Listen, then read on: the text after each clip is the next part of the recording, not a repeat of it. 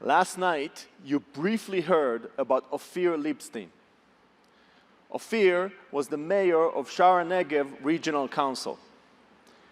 This morning, I want to share with you and with his wife, Vered, who may be in this audience, and his family members, perhaps you're here, and if not, still, a short, inspiring story.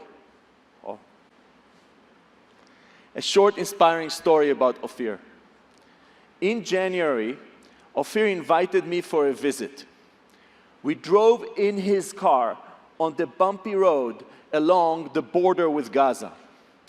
Out of the car, on top of one observation point, Ophir gestured toward Israel and said, 95% paradise.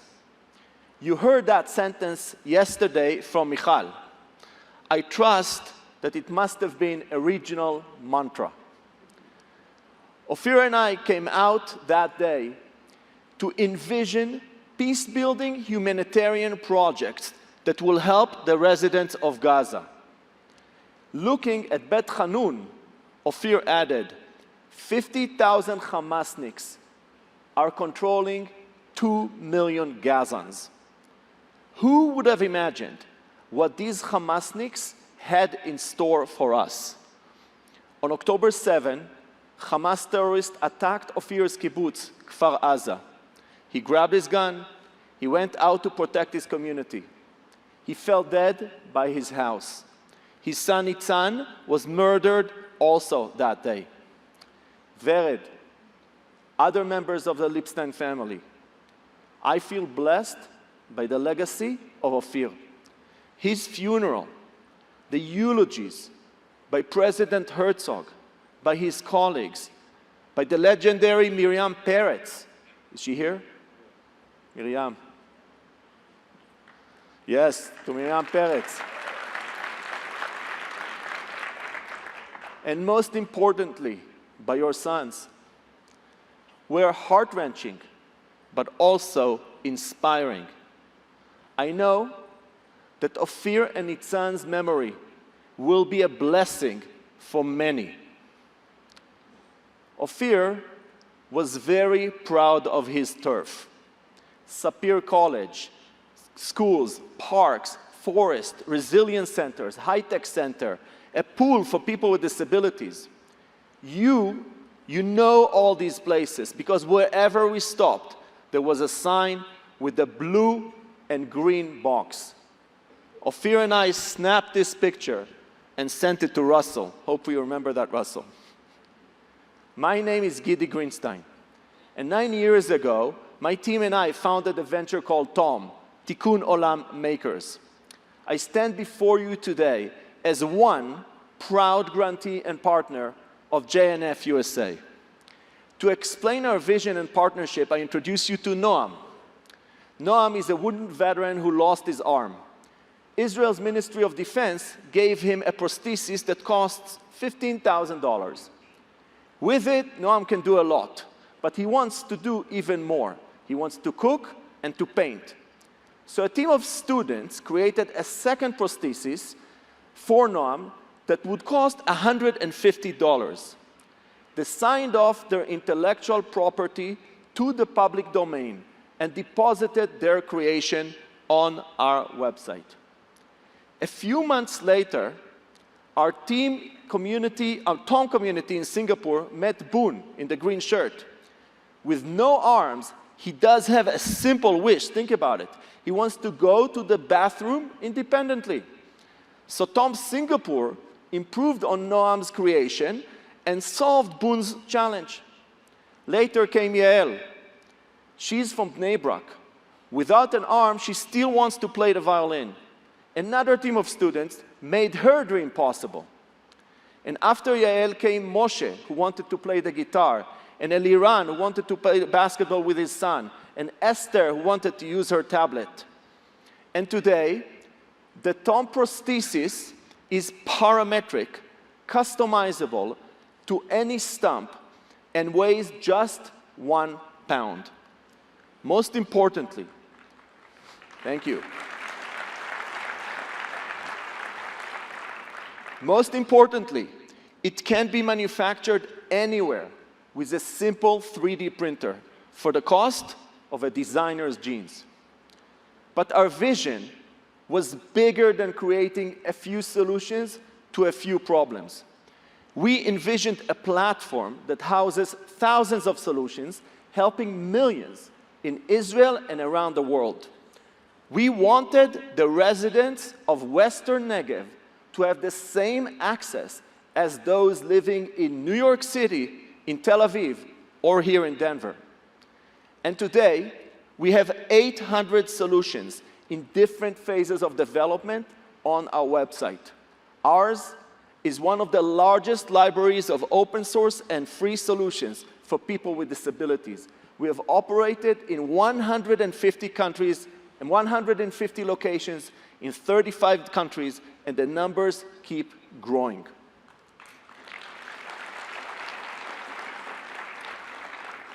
One of my favorite products is this wheelchair for toddlers.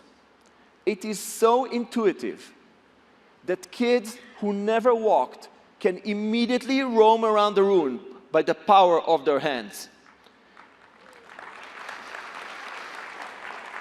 It costs $120. And last week, this picture, our team visited a daycare for children with special needs in the Bedouin community of Rahat. We brought them 3 wheelchairs. As we walked out, the teacher asked for 3 more. Friends, this happened thanks to you. 2 years ago, JNF USA supported our deployment in the Negev. We recruited Nitzan Shaulov from Ben Gurion University to lead our work.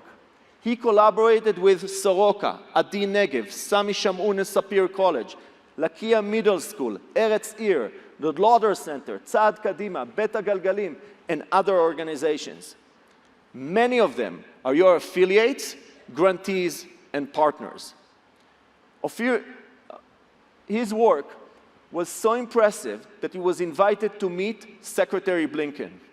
We are proud of Nitzan, and you should be proud of the work of JNF USA.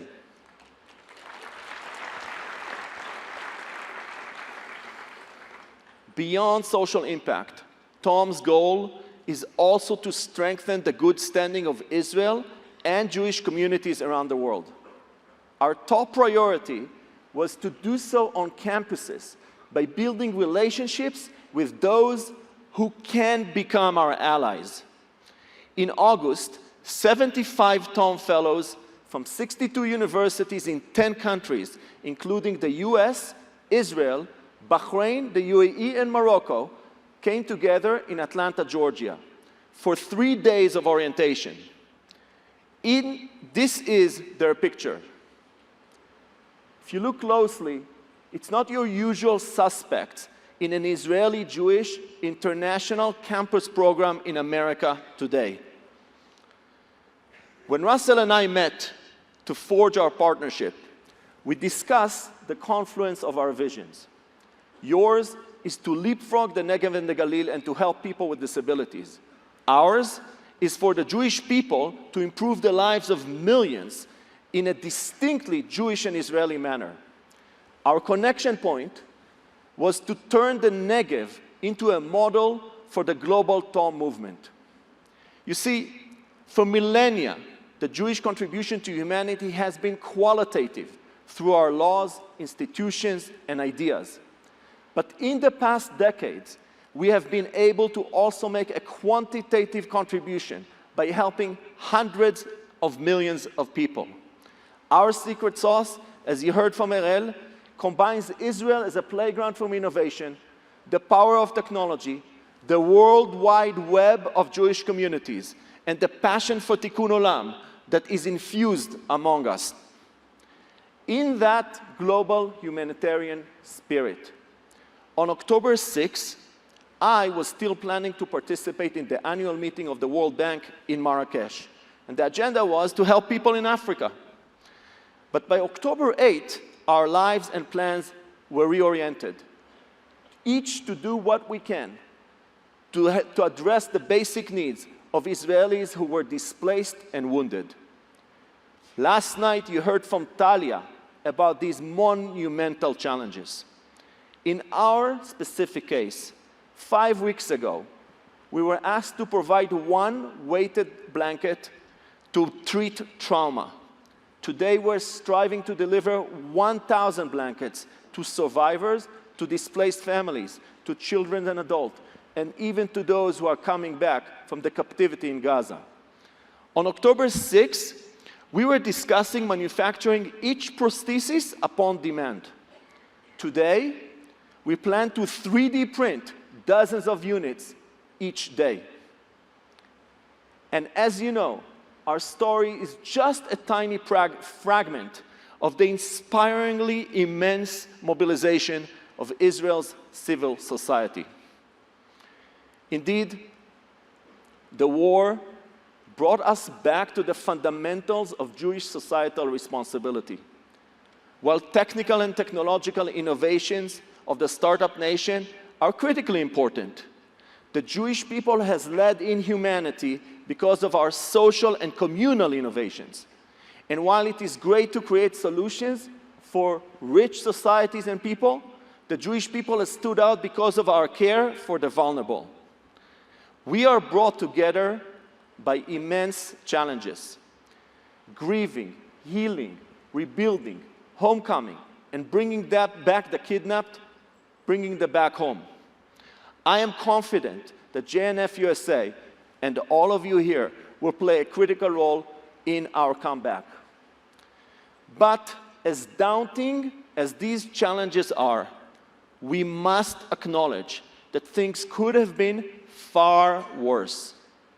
When Hamas pushed its allies to gang up against Israel, it was the United States of America, as Ariel said, and President Biden who warned them, don't. So